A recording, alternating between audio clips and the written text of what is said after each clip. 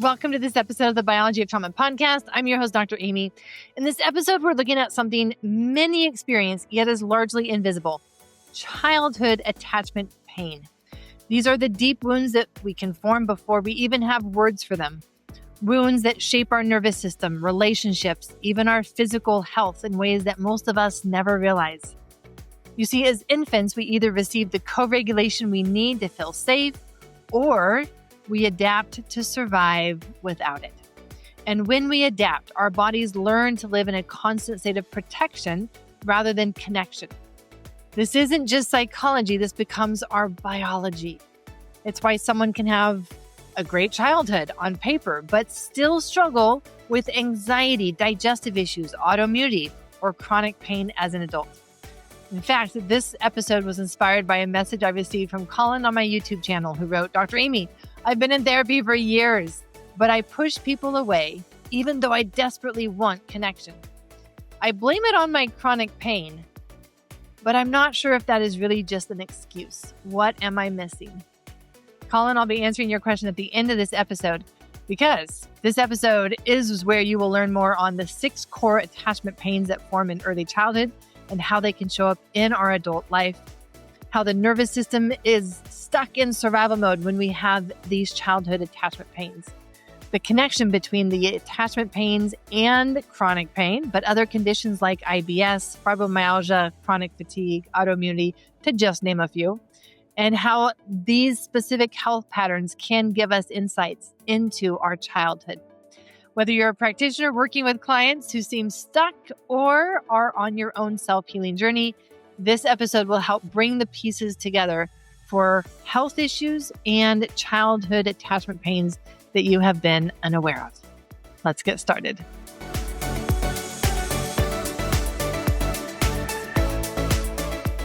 The first attachment pain that we're going to look at really starts from when we are first born. And as we are first born, the biology actually makes us need to be held in order to survive. And so as we look at what we need when we are first born, we are so fragile. Our survival is so fragile that we need to be held. We need to be held in order to survive. If you look at this baby and you think, what if they were not held? What if they were born premature and had to go to the NICU, the neonatal ICU, a life-saving measure, but they would not have been held? Or what if for this baby, their parents were stressed and busy or fighting, and rather than being held, they're in a crib or they're laying down and hearing the noise and not being held? What would happen if this baby were not held? Its survival would feel very fragile. And this is what a newborn baby needs then in order to survive. It's called co-regulation, and it's co-regulating their inner physiology, their heart rate, their breath rate. Their literal physiology is being co-regulated, and this happens through touch, through voice, through eye contact, and through the rhythmic movement, like bouncing up and down. That's why you'll see parents unconsciously bouncing up and down as they're holding their baby, because the rhythm of the movement is what helps provide that co-regulation. So co-regulation happens through touch, through voice, eye contact, and rhythmic movement. And there's more. This is really the crux of how our inner world is created. And this trust cycle happens throughout our first year of life. Let me walk you through it. It starts with us as an infant having a need. And when we have a need, what do babies do? They cry. We call this dysregulation. They're crying, they're getting upset, which is why we call what they need co-regulation, because it brings them back into a sense of, I'm okay, brings them back into a sense of calm aliveness.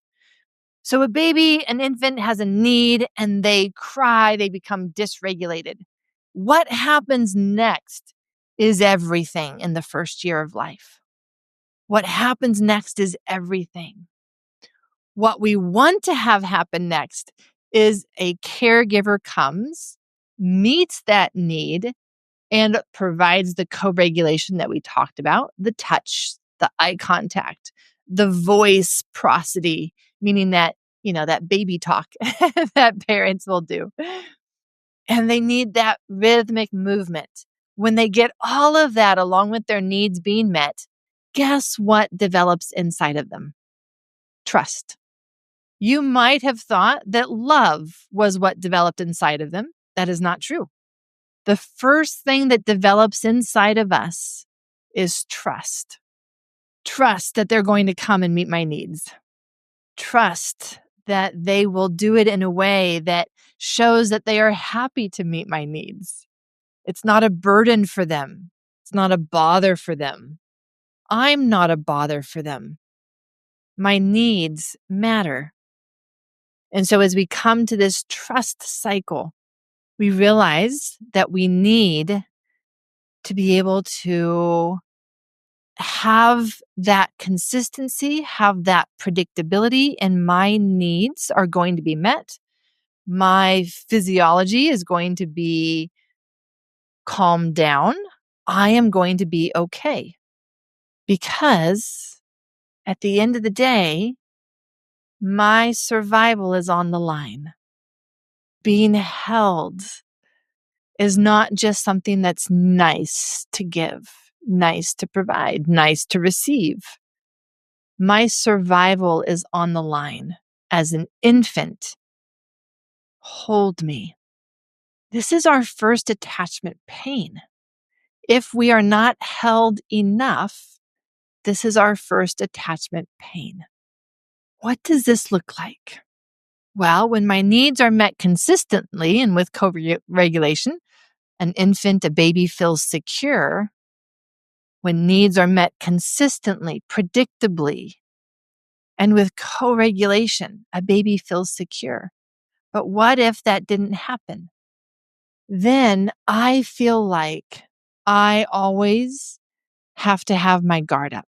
It's not safe to relax because I'm all alone and my survival is on the line.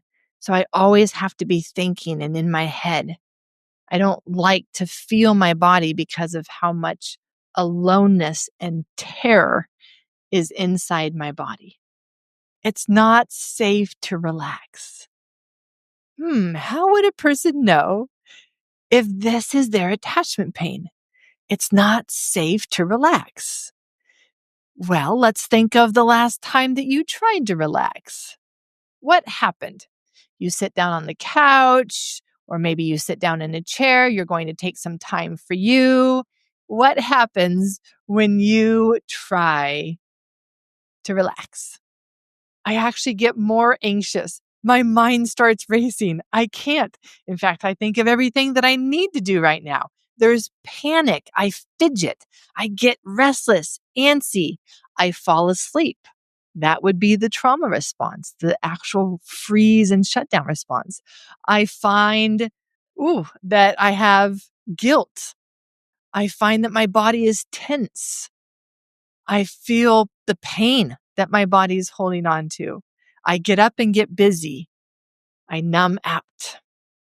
These are ways in which you can know, my body has this inherent belief that relaxing is not safe. I want to highlight that these beliefs that we hold about ourselves go very deep. This all started so early, and that perhaps, even though we don't recognize trauma in our childhood, perhaps our body had a harder time than what we thought. Perhaps, just perhaps, our body experienced more fear around surviving and being okay than we have thought. our body holds fear that is pre-verbal. We don't have conscious memory of any of this.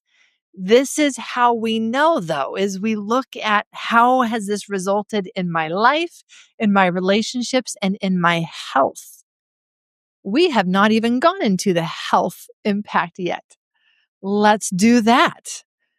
The health impact of attachment pain hold me. I'm curious how many of you have IBS. IBS is the irritable bowel syndrome, meaning you have digestive issues that don't necessarily have a clear reason, even a clear diagnosis. You may have a diagnosis of irritable bowel syndrome. You may not have a diagnosis of irritable bowel syndrome, but you have digestive issues that can include just general pain, bloating. You get tired after eating instead of feeling energized like we're supposed to feel after we eat and take in calories. Maybe you have issues with diarrhea or constipation, or maybe there's pain with either one. This is all from the attachment pain hold me. Autoimmunity. This is where we have antibodies that are attacking our own body. Autoimmunity can be a part of the hold me attachment pain. And then there's this idea of emotional dysregulation. That means that it's hard for us to be emotionally stable because small things can trigger us and then we go very fast. We can go very fast to anxiety, very fast to panic, very fast to terror, and then we go very fast into getting overwhelmed and shutting down and just needing to push people away. And that's all because we did not have enough of the co-regulation when we were young to regulate our physiology and our emotions. And so it still presents as a roller coaster ride of emotions. Now, you are not alone. You are not alone. Part of my story was discovering how much my own body had been through attachment pain. And it wasn't until I was diagnosed with autoimmunity that it was a wake-up call for me. I had continued to push and push and push my body, ignoring my body until one day I couldn't get out of bed. And my body said, no more. You are going to have to stop and slow down because we are killing ourselves. And when I went and I looked at labs trying to find answers for this fatigue, discovered autoimmunity. Fatigue is one of the most common symptoms of autoimmunity. Our immune system has adapted to fear. Fear causes inflammation. Fear causes inflammation. So whenever we are holding fear from our childhood, we are at higher risk of autoimmunity. We are at higher risk of having weight gain and not being able to lose the weight, not because we're not going to the gym or exercising enough or counting the right calories. It has nothing to do with it. It's because our whole inner biology is in protection mode. It's in inflammation mode. It's in fear mode. And when it is in fear mode, it's going to hold on. It's going to hold on to everything, including fat. And so we can look at our health to see if we are holding on to fear as a result of our childhood. There is more. So we're looking at the attachment pain hold me and what comes out of this. There can be some fibromyalgia. It's hard to know whether fibromyalgia is more related to hold me or some of the other attachment pains. So if we're looking just at fibromyalgia, it is definitely a sign of an attachment pain. Probably hold me as well as some others as well, because you can have more than one. And maybe this is the case for many of you, where you don't trust other people anymore to even hold you. You don't trust because your trust has been broken so many times, and it started so early that you don't even have conscious memory of how early it started. And now you don't know why you get into a relationship, even if it's just a friendship. And there's just this element of, I need to maintain distance. Why? Oh, it comes down to that word trust. I don't trust you. I don't trust you to let me fully relax in your presence and still be safe. And so I keep myself protected because I can't trust you. I can't trust you to be able to fully relax and let my guard down, let my heart be open. Now, I will say that this can change. And if it couldn't change, I wouldn't be teaching you about it. So the good news is that this can change, and we need to be able to become our own safe person. Our body needs to know, I've got you. Your body is in essence telling you what it needs from you if you are recognizing yourself in this. So that if your body could say something, this is what it might be saying to you. I need to know you've got me. You've got me. Are you holding me? Or will you even let me drop? When was the last time that you gave your body this message of, I've got you? I'm going to suggest that we take just a moment and move into some form of, if you were holding a newborn baby, what would that look like? What would that look like? Go ahead and do that. Maybe you've held a newborn baby recently.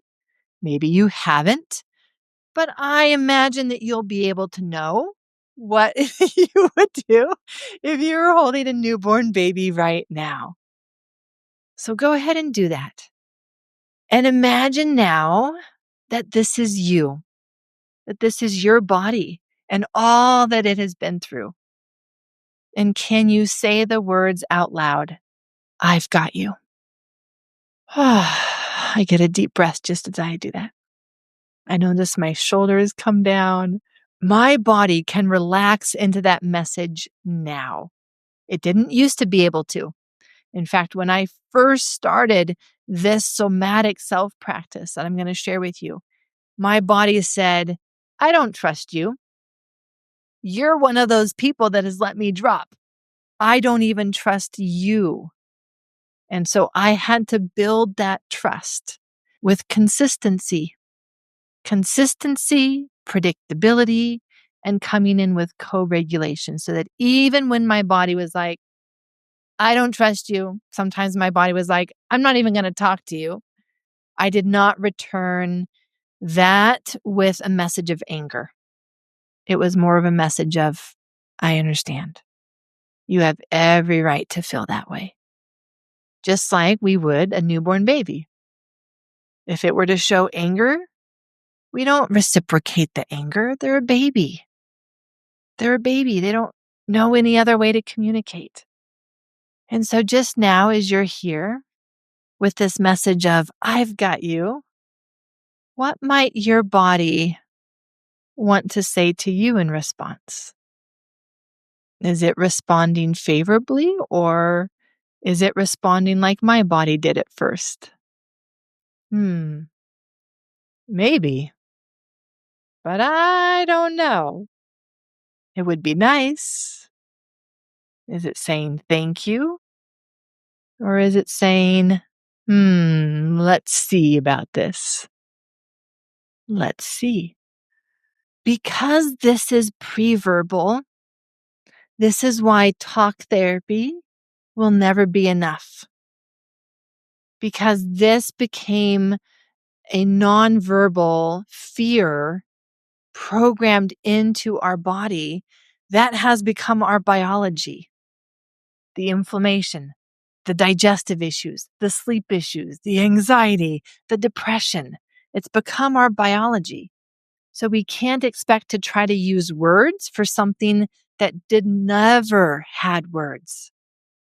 And so there's a limitation with trying to use our thoughts and just changing my thoughts. Just changing my thoughts. All right, my friend, we've covered a lot. So let's review what we've learned so far. The first attachment pain is hold me, and how our biology makes us need to be held to survive. Why your body believes it's not safe to relax, and how to know if this is your attachment pain, and the health impacts of hold me attachment pain being IBS, autoimmunity, emotional dysregulation because of the fear that causes inflammation.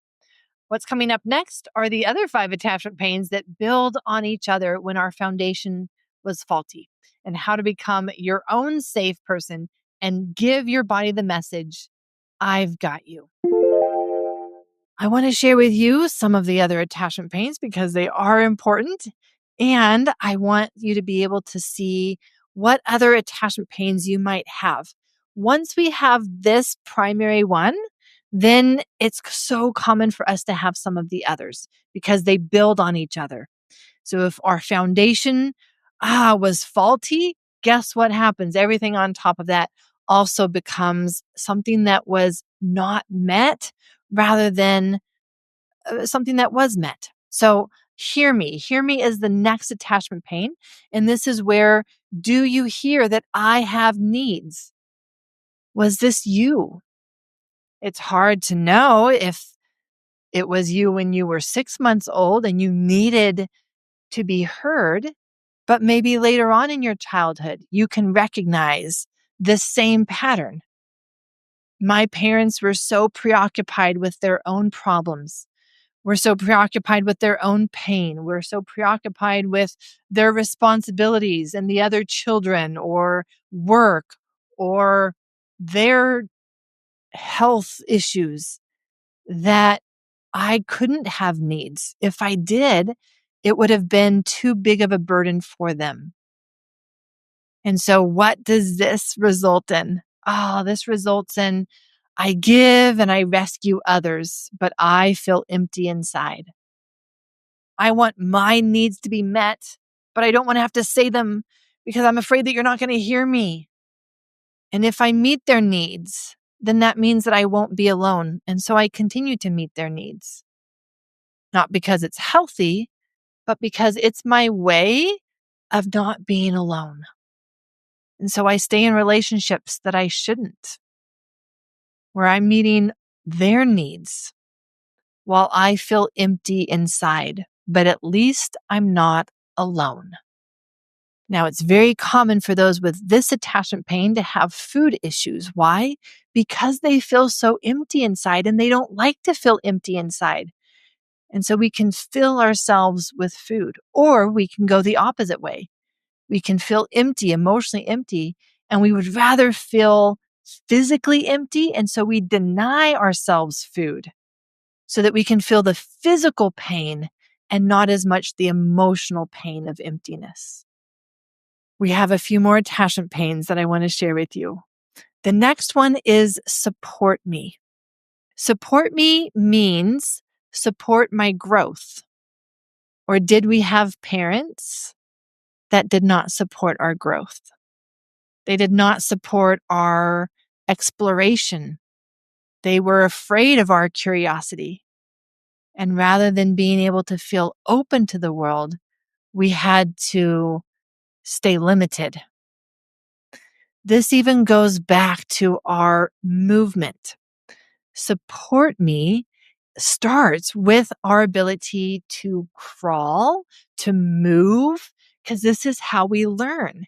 But what is often the case is that because babies and infants and children that move take more time from their parents, because parents have to follow them around and make sure that they're not putting things into their mouth that they're not supposed to, or putting their fingers into the electrical sockets.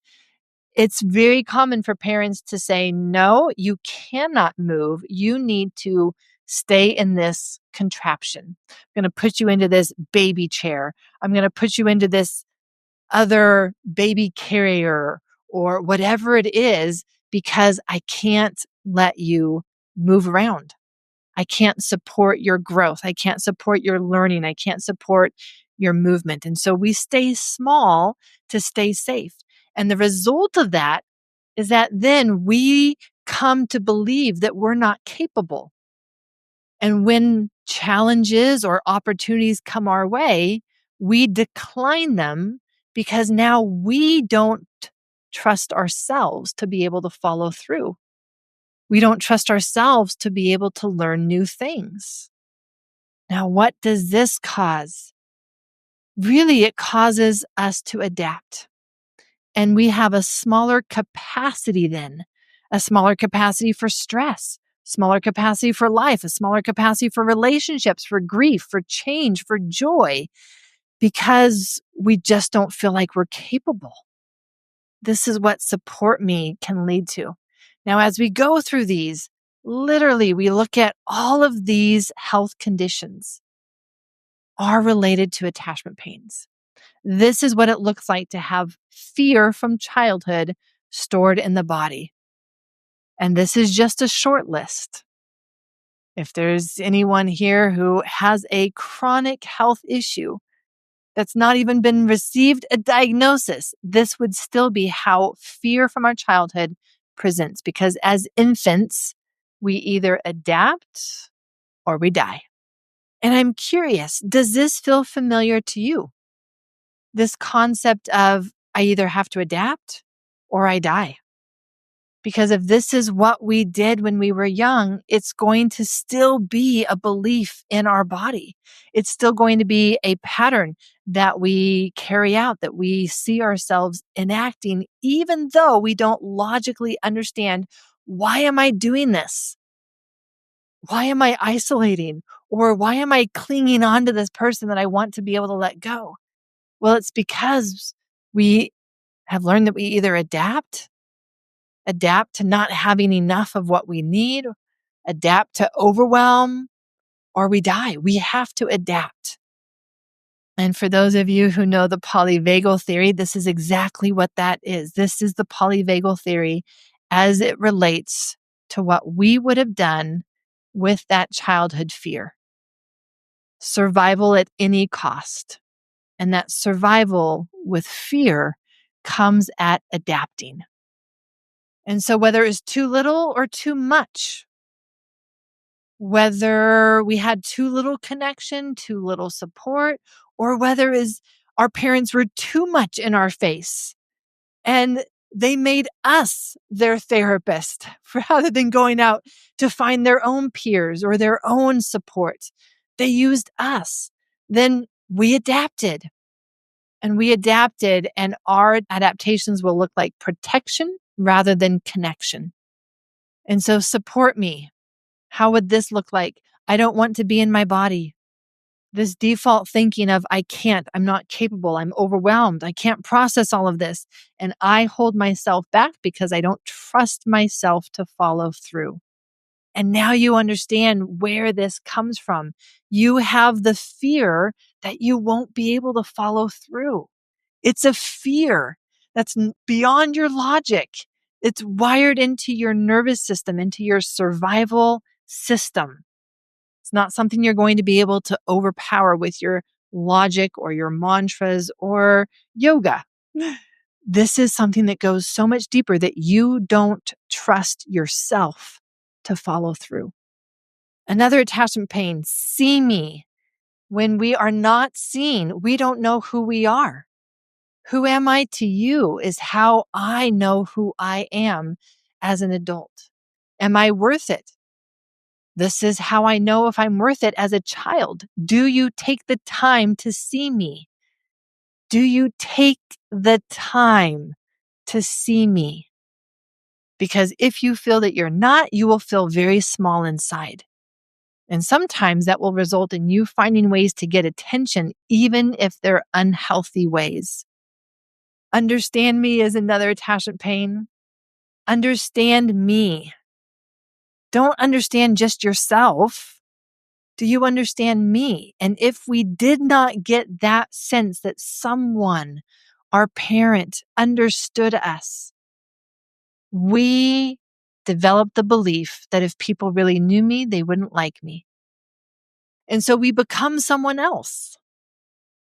We abandon ourselves so that people will like us. And when people ask us to do something for them, we really mean no, but we say yes. What does that create? Now, I will be very open with you. This is one of my core attachment pains. And I have had these health issues, back pain, neck pain, colitis, stomach ulcers. Why? Why stomach ulcers? Because it literally creates this inner tension. I say yes, but what I really mean is no. And there's an internal tension that pulls our tissues apart. If we're having episodes of back pain, it's not because you moved in the wrong way. It's not because you lifted a weight that was too heavy for you, or you didn't do the squat just like you should have when you lifted that thing. It's because something is going on in your life that's triggering an early childhood fear. And that early childhood fear is creating microinflammation around your spine. It's creating changes in your arteries that then make those changes happen and creates the pain. We've got one more attachment pain that I want to share with you. Love me. Love me. If we did not feel loved, it's not just that we feel unloved. It's that we feel unlovable. And this results in us finding ways to try to be loved. Because if I'm unlovable as I am, well, then what if I'm perfect? And so we strive to be perfect because we believe that that's how we are going to survive, which is why when we do something that shows us that we're not perfect, we can feel like we die inside. It's because it is survival for us. And this is why we can push ourselves more than anyone else would ever be able to push us. We are our own worst slave driver. And we are deathly afraid to open up our heart. Why? Well, because I'm unlovable. So it's only a matter of time that they find out and they see that part of me that is unlovable, and they too will leave me. And so while we desperately want to be loved, we end up creating distance and broken relationships. When we desperately want connection, we disconnect because of the fear that they'll find out who we really are. What does this cause? Constantly doing to earn love. We are calm and cool on the surface because that's what we want to show you, but that's not how we feel inside. We can develop the brain fog and the mental fatigue from the brain inflammation that this causes. We can feel depressed. We even tend to have more allergies and histamine intolerance than other people. It's often from a biochemical imbalance with our methylation. And so those who have this attachment pain often, not always, have a methylation imbalance that makes them be an undermethylator and creates more histamine intolerance. There is a biology to these attachment pains. We've covered a lot already, so let me review what we've covered. We've covered now all 6 attachment pains, starting with hold me, hear me, support me, see me, understand me, and love me. We've seen how there's a biology to these attachment pains, from back pain to histamine intolerance. And we've seen that we can either adapt or die. And given those two options, our body adapts. But these programs and beliefs are still wired into our nervous system. Next up, we will cover the exact 3-phase sequence for safely opening up these stored attachment pains in our body, and why talk therapy is not enough to uncover something that is pre-verbal. Kelsey was a great example of this. Kelsey actually was one who took one of the very first 21-day journeys that I led. And she came and enrolled in the 21-day journey because of her kids. And she recognized that as a parent, she wanted to keep her survival patterns, her family patterns away from her kids. How do I keep it from them? She didn't want them to absorb everything. Well, what was everything? What was she trying to prevent her kids from absorbing? Ah, Kelsey had grown up with a mother with alcohol issues. Alcohol changes one's state. They're not as present for their children, or they may be trying to numb, avoid, and escape, which makes them not present, which makes them not hear their children's needs, not be able to support their growth, not be able to understand their children or see their children or feel that they love their children because they're so absorbed. And they're unpredictable. They're one way when they are intoxicated, and they're a different way when they're not. Unpredictable, which means that we can't trust them. So growing up with all of this, Kelsey became the people pleaser. We've seen that, haven't we? The people pleaser, invisible but responsible. Anyone else here became invisible but responsible as a child? She was even responsible for making sure that her mother was okay, that her and her brother were going to get home from school safely because they weren't always safe. And so she absorbed it all. How do we know that? She developed Hashimoto's, an autoimmune condition of the thyroid, by college in her 20s. She was very athletic in her school years, and she'd started to develop physical pain from sports injuries.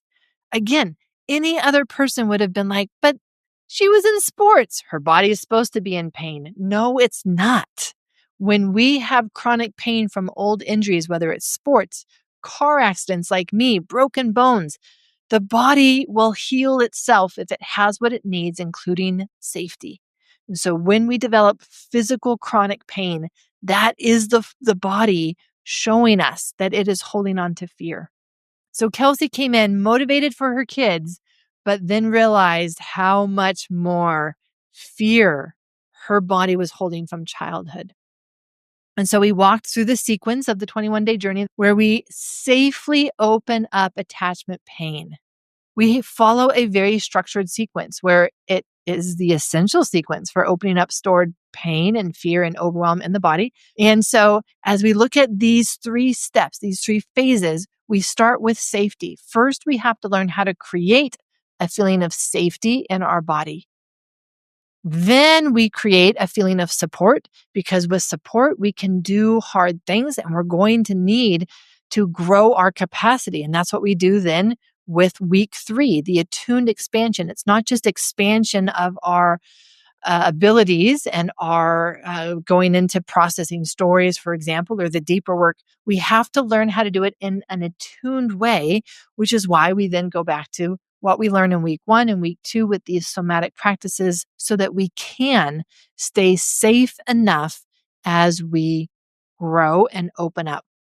Now, what can happen as you do this structured sequence? Well, what happened with Kelsey is that she's more present with her kids. She has more joy. She feels more like her authentic self, going from people pleasing to feeling like her authentic self. And she's being able to better support her brother, which was important to her because she was realizing that she was having to push him away because it was too much. His pain was too much for her. And so she wanted to be able to provide support and be present for her brother. And now she could without feeling overwhelmed or feeling like it sucked her in. She's more present in her work. She's off her thyroid medications for the autoimmunity. This was my story as well. I am off all the medications. My lab work is normal. You can reverse autoimmunity when you give the body the safety that it needs. And the chronic pain is gone. And this was my story as well. I had developed chronic pain, and part of my experience and journey has been to learn that my body needs the safety, needs the support, needs that ability for attuned expansion, and then it can release all of this. As we wrap up, I want to answer Colin's questions about why you push people away and are you just using chronic pain as an excuse? The reality is that they are connected. And whether we want to say that the chronic pain is an excuse or it's a reason for your decreased capacity, and thus you will fall back on your adaptive patterns. Those adaptive patterns of, I can't relax around other people. I have to keep my guard up because that is how you survived your early life. The beautiful news, of course, is that these attachment pains and patterns can shift. It's not always going to have to be this way. And when we can start to learn how to become our own safe person, use the somatic self practices that I teach, then we bring in the parts work and then the biology work, which will be very important for your chronic pain, Colin. Magic happens. Healing can happen when we bring in these 3 levels of repair: mind, body, and biology. I want to share some resources with you. One of them being my Biology of Trauma book, How the Body Experiences and Holds Fear, Pain, and Overwhelm, and How to Heal. You can pre-order it at this time. And as long as you are in the pre-order window, I am giving out $400 worth of bonuses with the pre-order. So head to Amazon, get the book, and then I will have a link in the show notes for where you can get these bonus bundles that I put together for up to $400 worth of value. The 21-day journey, if you're ready to create that felt sense of safety, learn how to do that. And Colin, get this, those who go through the 21-day journey experience on average a 26% decrease in their daily physical pain. Then I invite you to join me. Join me for the 21-day journey. I will have the link in the show notes for how you can find when the next one is happening. The attachment trauma roadmap might be something that you would find valuable, where you can learn more about what does this journey look like once you've discovered that you too have attachment trauma. If this podcast episode resonated with you, you will want to check out episode 71, which was on understanding the trauma connection between attachment, autoimmunity, and fatigue. And episode 77 was on attachment styles with Dr. Diane Poolheller. There is a related YouTube video on why attachment is the future of health. I did this talk years ago and encourage you to look at that. I am here to save you time and money by bringing you practical information that will help you accelerate the trauma healing journey. So please take a moment to subscribe and leave a review, because your feedback is how I know how to improve this podcast, bring you great content, and help others find the information that could change their life as well. I'm your host, Dr. Aimie. Until next episode, lots of love.